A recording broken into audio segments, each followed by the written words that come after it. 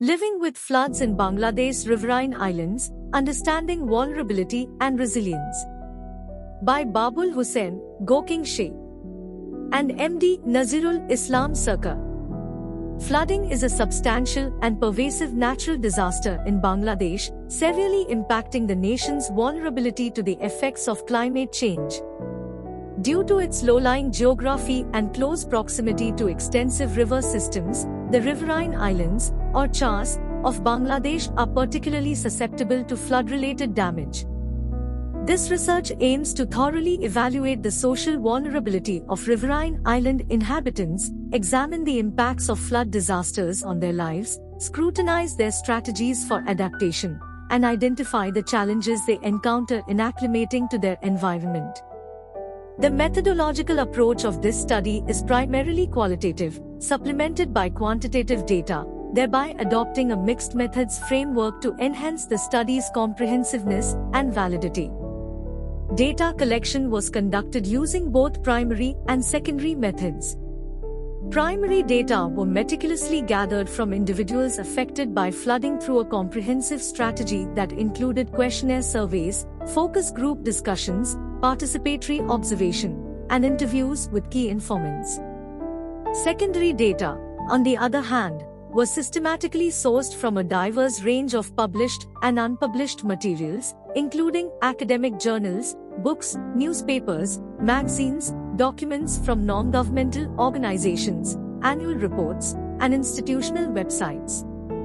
The study divulges that Riverine Island residents grapple with socio-economic vulnerabilities owing to their geographical location and limited facility access. Predominantly residing near the Jamuna River or its tributaries, these communities lack essential amenities such as schools, hospitals, and transportation, rendering them susceptible to floods.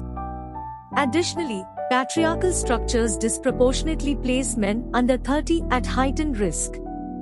Compounded by low literacy rates and a lack of adaptation awareness, these vulnerabilities are exacerbated. The economic landscape is dominated by agriculture, supplemented by small businesses, day labor, and fishing. Monthly incomes vary from 3,000 to 6,000 BDT, with a notable 25.60% earning below 3,000 BDT and a mere 15.18% having savings. Access to clean water and sanitation is paramount. However, floods often contaminate wells, and numerous individuals resort to unhygienic kutcha latrines. Housing types are reflective of socio-economic status, with many relying on inadequate flood shelters. The absence of modern energy sources further affects living standards, underscoring the need for comprehensive policy intervention. The 2017 flood had a catastrophic impact on the socio-economic fabric of the selected study villages, leaving a trail of devastation that affected nearly every aspect of life. Almost every family had their homes damaged, forcing many to leave their ancestral homes. The agricultural sector was hit hard, with prolonged water stagnation leading to nearly 75% of respondents losing their crops, and most households suffering losses in livestock rearing. Half of the respondents lost their income and occupations, with the remaining having to adapt to new occupations, often earning less than before. This resulted in widespread unemployment and income loss. The flood also wreaked havoc on the quality of life, with almost all households experiencing damage to sanitary latrines and facing challenges in accessing clean drinking water and food, which led to various health issues. The education of children was disrupted, with many dropping out of school post-flood. Significant damage was also inflicted on social infrastructure, including embankments, schools, bridges, culverts, and roads. Communities in Bangladesh's flood-prone regions employ various adaptive mechanisms to mitigate the impacts of recurrent flooding.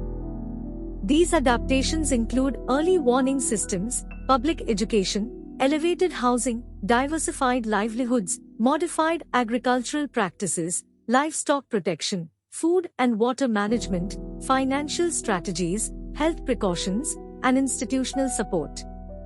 Local knowledge and early warning indicators are utilized in the absence of modern forecasting technologies. Educational initiatives and awareness campaigns are pivotal for community flood preparedness. Elevated housing and community shelters offer protection, while boats provide essential transportation during floods. Agriculture adapts through flood-resistant and fast-growing crops.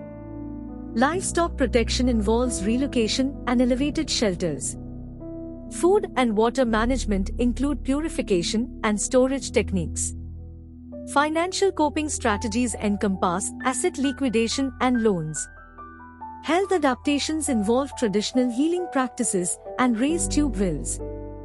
Furthermore, government and non-governmental organizations play a crucial role in providing support ranging from immediate relief to long-term rehabilitation, ensuring community resilience against floods.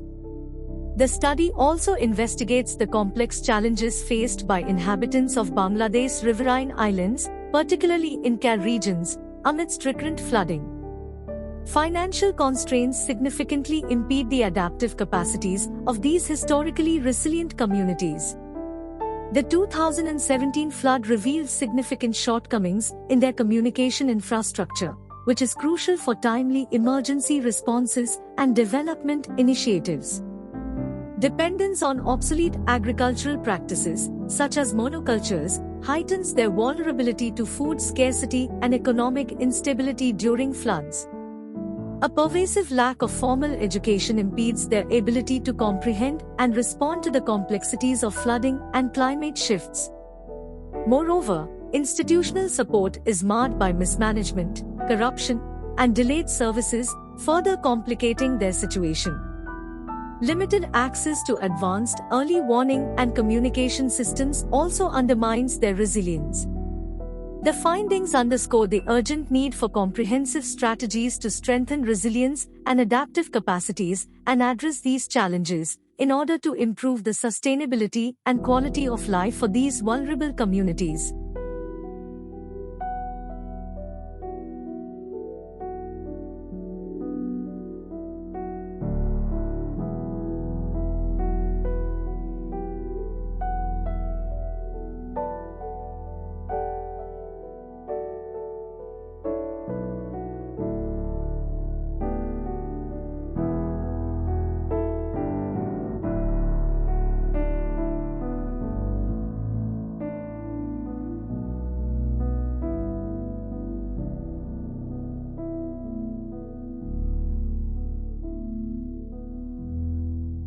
Thank you for watching this video. Please subscribe our channel for watch more scientific research videos.